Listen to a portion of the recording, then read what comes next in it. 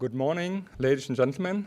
Good morning, dear journalists. Good morning, global community following us today on our live stream on the occasion of the launch of the European Financial and Economic Crime Center at Europol. Apologize for the very early hour, especially for journalists, but we didn't want to further delay the launch of the center, especially not in the times of COVID-19 pandemic, because the fight against financial and criminal economic crime is too important to further postpone.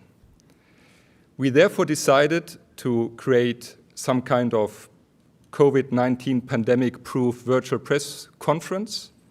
You can follow us not only via a web stream live, but journalists also had been provided with a Slido code.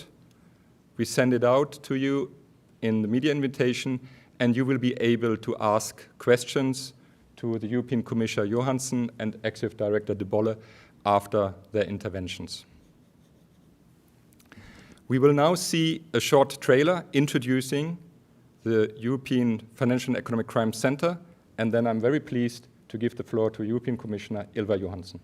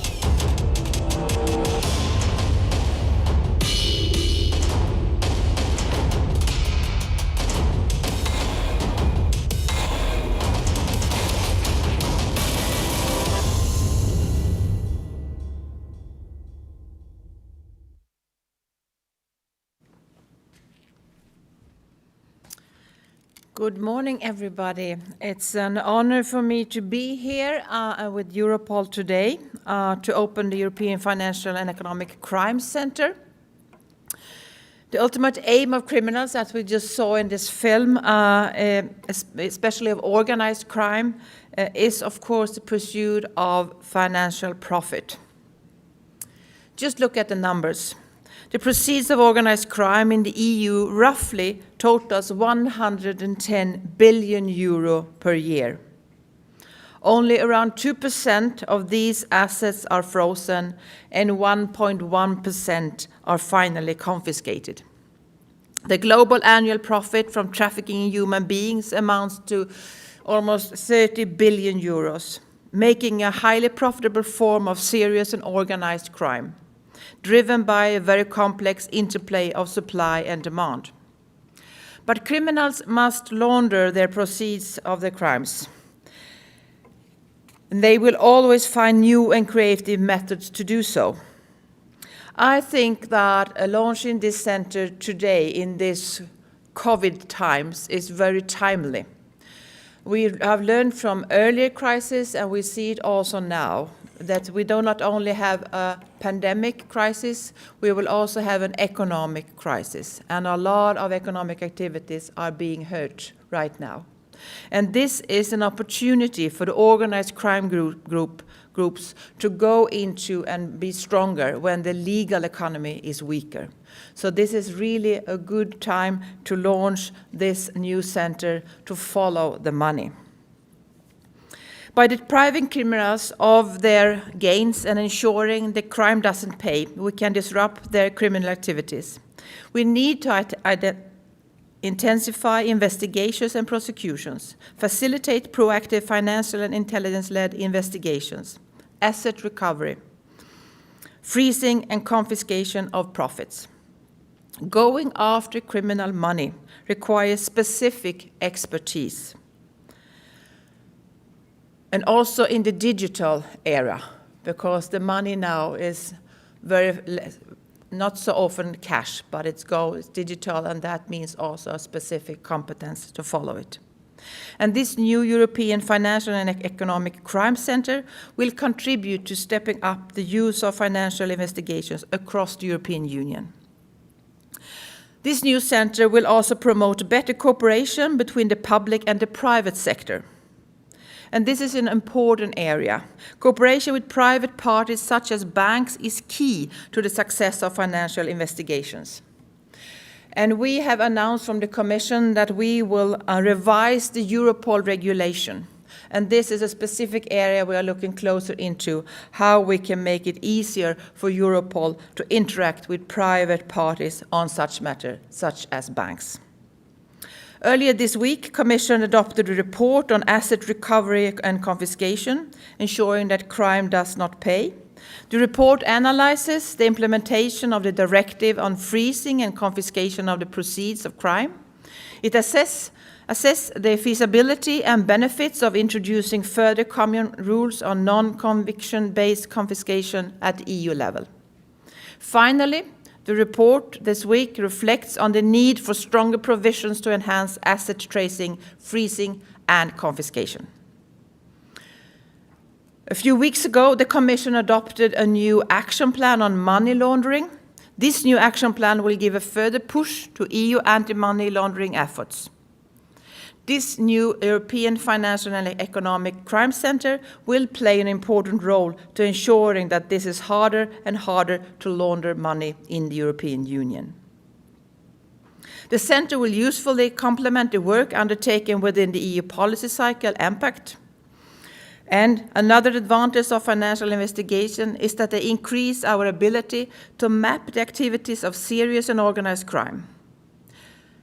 We have seen also during the pandemic that serious and organized crimes are very quick to adapt to new situations and use new opportunities.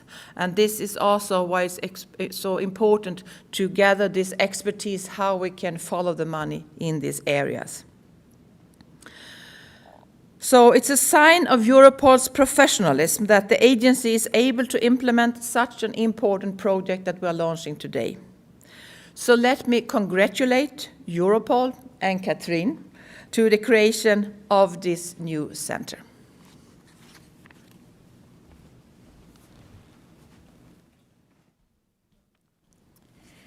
Thank you, Commissioner, and welcome at Europol, ladies and gentlemen. As you heard already today, organized crime costs the EU every year around 110 billion of euros. These 110 billion of euros could be used for infrastructure, hospitals, schools, and supporting European economies, especially after the COVID-19 crisis. European law enforcement agencies, we make a lot of efforts to confiscate about 1.2 billion of criminal assets each year at EU level. However, the police chiefs and I, we believe that we have to do and we need to do more and better. We can do more because 1.2 million is a small number. Several obstacles seem to hinder confiscating more proceeds of crime, including limited access to information and limited sharing of financial information across borders. We have to change this. And to change this, Commissioner Johansson and I are launching today the European Financial and Economic Crime Center at Europol. In 2013, we launched the European Cybercrime Center. And in 2016, the European Counterterrorism Center and the European Migrant Smuggling Center. All of these centers were created as dedicated centers of expertise and information hubs for sharing criminal intelligence.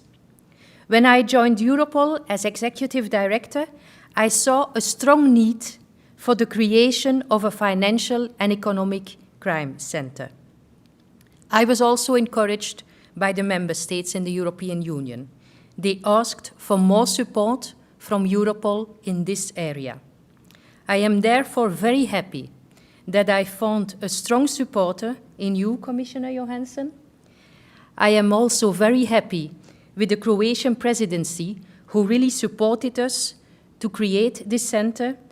and I am very happy that we can be here together today. Now the time is right to create such a center in the area of financial and economic crime. Economic and financial crimes are highly complex and significant threat affecting millions of individuals, of EU citizens, and thousands of companies in the EU every year. These crimes undermine our economy and our financial sector, and the impact these crimes have on society cannot be underestimated.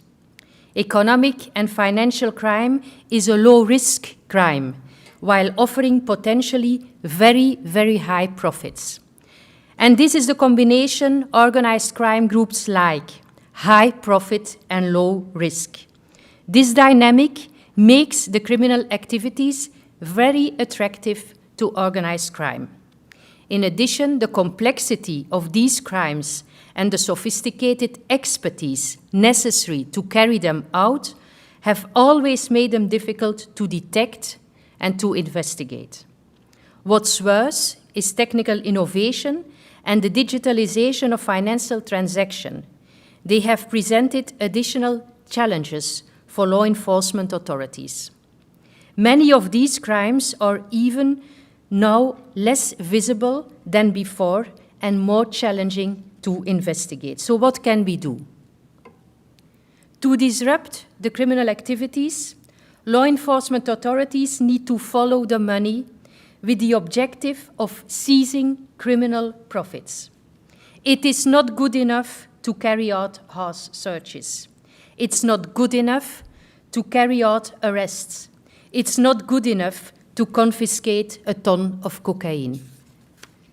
We need and we must follow the money.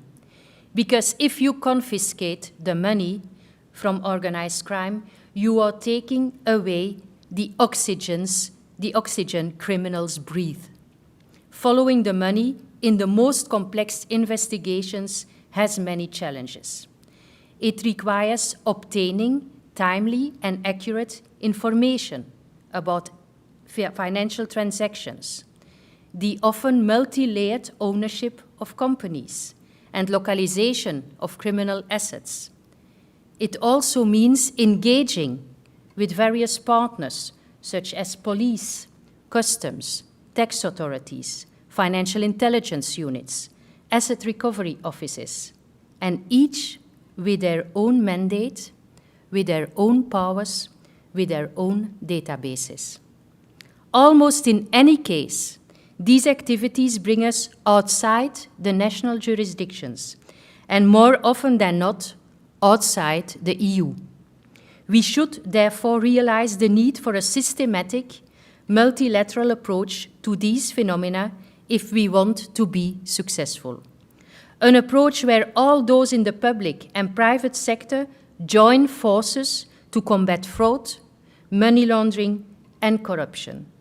The European Financial and Economic Crime Center will fill this need. The center will cover financial and economic crime as well as counterfeiting. More than 60 Europol staff members will work in the center with a combined expertise of over 650 years of fighting financial and economic crime. The center will cover any type of fraud, such as excise fraud and missing trader intra-community fraud. It will cover corruption, money laundering, but also intellectual property and counterfeit crime and euro counterfeiting. And it will have a dedicated outreach unit to cooperate with partners on a global scale. Because organized crime groups operating internationally benefit from differences in the different national legislations. So successful law enforcement actions against complex fraud schemes require close international cooperation across several jurisdictions, often involving non-cooperative offshore tax havens as criminals operate without regard for international borders. The time to create the Financial and Economic Crime Center is now, and we have the right momentum, as the Commissioner already stressed, as the COVID-19 pandemic in Europe has provided ample evidence that criminals are quick to adapt their criminal schemes to changing conditions, to exploit fears and vulnerabilities. The fallout from the COVID-19 pandemic will test the resilience of our economic and social infrastructure for years to come. Law enforcement authorities across Europe must prepare themselves to counter an increasing number of cases involving economic and financial crime. The unfortunate paradox of any economic crisis is that while a recession entails hardship for the illicit economy, criminal activities take advantage and exploit opportunities emerging as a result of an economic downturn. In addition, economic stimuli, such as those proposed in the wake of the COVID-19 pandemic, will be targeted by criminals seeking to defraud public funding. Ladies and gentlemen, let me sum up. Financial and economic crime is a significant risk and threatens the EU's prosperity and the EU's security. Crimes such as money laundering and corruption facilitate all other types of serious and organized crime. They really need it. The confiscation of criminal assets is the only known instrument against organized crime involvement. The new European Financial and Economic Crime Center at Europol will provide an enhanced and more coordinated international response to this substantial threat. Today is an important milestone for Europol, and I am confident that the establishment of the center will mark a new step in stepping up the pan-European fight against financial crime, and will be harder for serious and organized crime groups. I would like to invite you to look at a brief video now that demonstrates how the center is embedded in the international network of fighting financial and economic crime. My team and I will then be very happy to answer your questions. Thank you very much.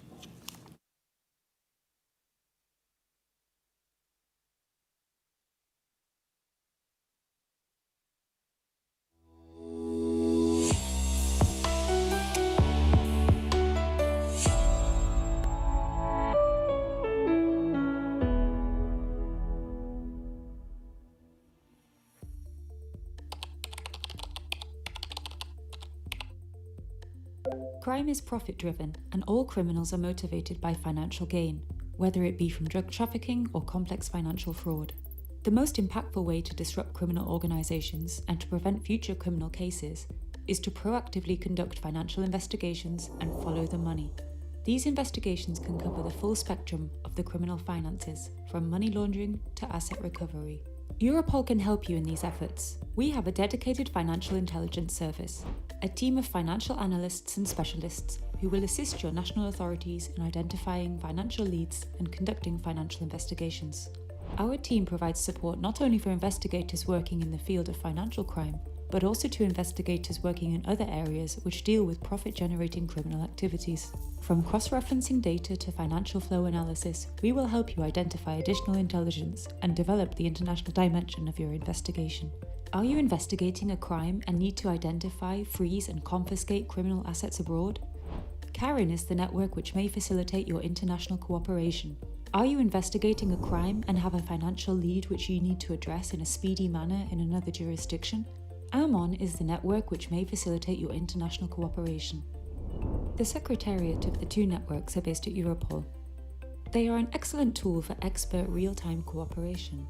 With contact points of both police and judicial authorities in 58 jurisdictions, the CARIN network aims at depriving criminals of their illicit profit on a multi-agency basis. CARIN is closely linked to the 7 regional networks representing in total more than 160 jurisdictions. For example, an EU member state has sent a mutual legal assistance request to a jurisdiction in the Caribbean to identify assets. 3 years later, there was no answer. After reaching out to Karen, a cooperation was enabled between the two jurisdictions in 3 hours. The other network is called AMON and is dedicated to supporting money laundering and financial investigations. Similarly, it has designated contact points from law enforcement in 42 countries.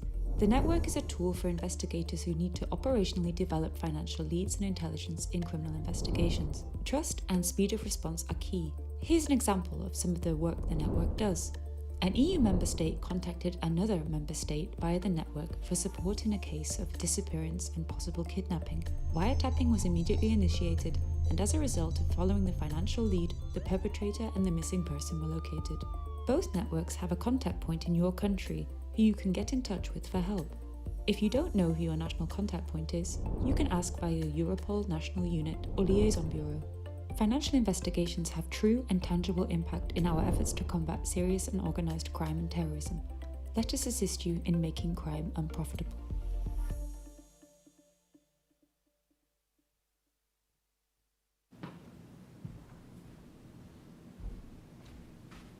Very good. I hope it was clear also for those following us via the live stream.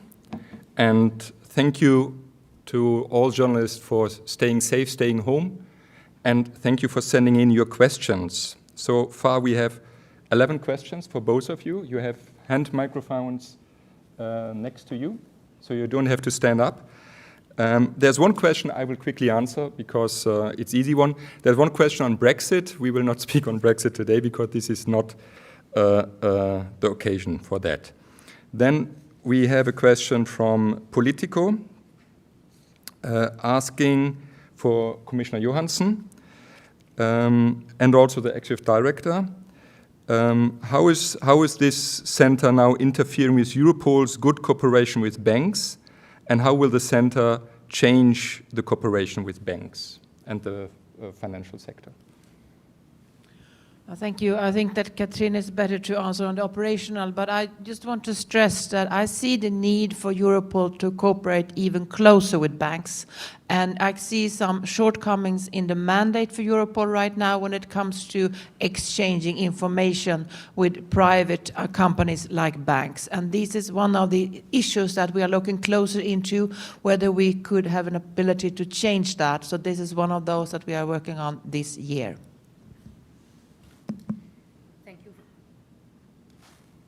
Thank you, Commissioner. Indeed, we need a closer cooperation with banks. At Europol, we have already the European Financial Intelligence Public-Private Partnership.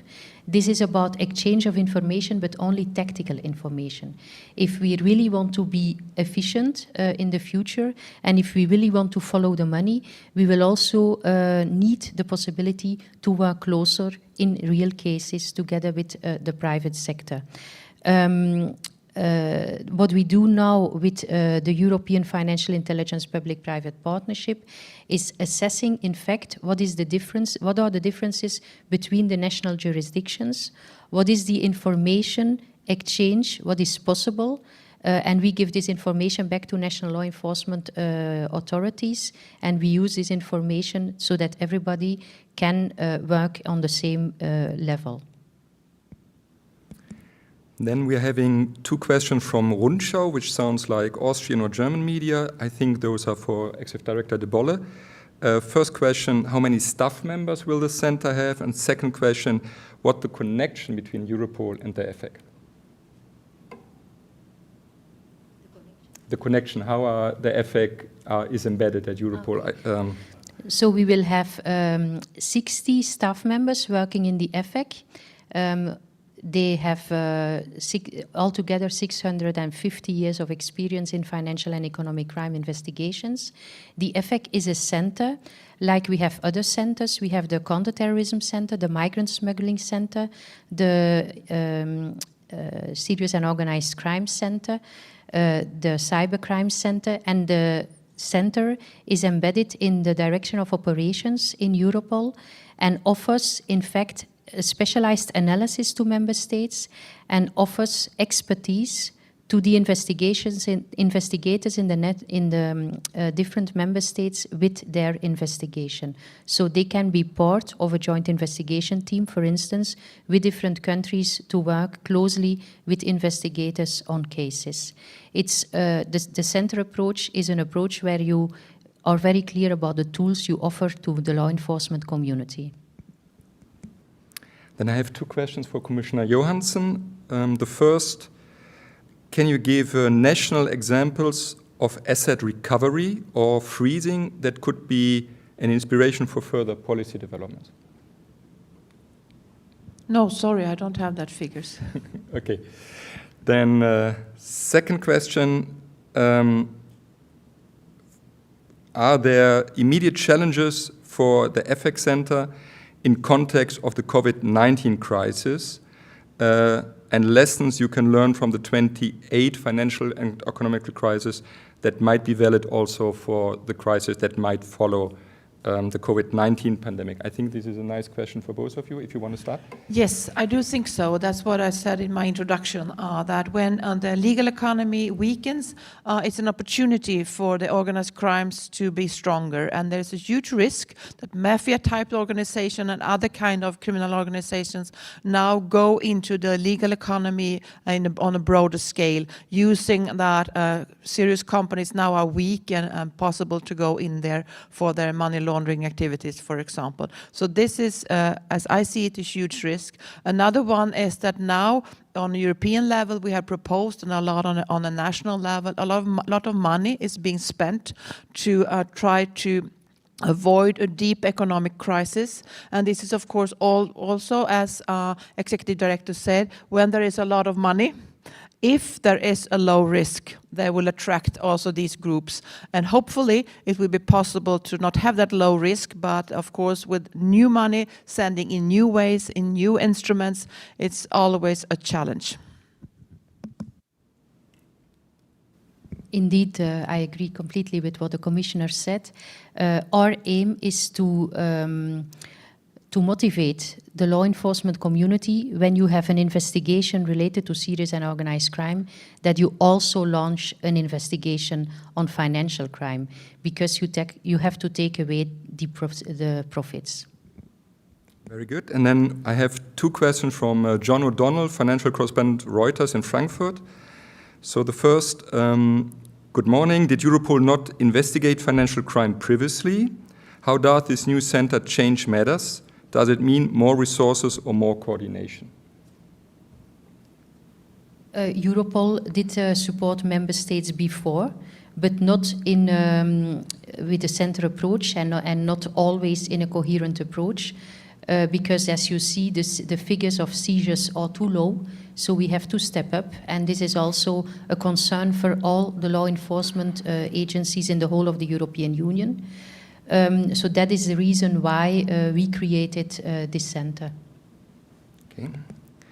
And then the second question from Reuters. Can you quantify the degree to which financial fraud has increased due to coronavirus? How much financial fraud has increased during Corona? No. We see an increase, but it's to have the global figures, it's too early. At that point, I would like also to advise our website, where Europol published 5 dedicated specialized reports on different crime areas during the COVID-19 pandemic.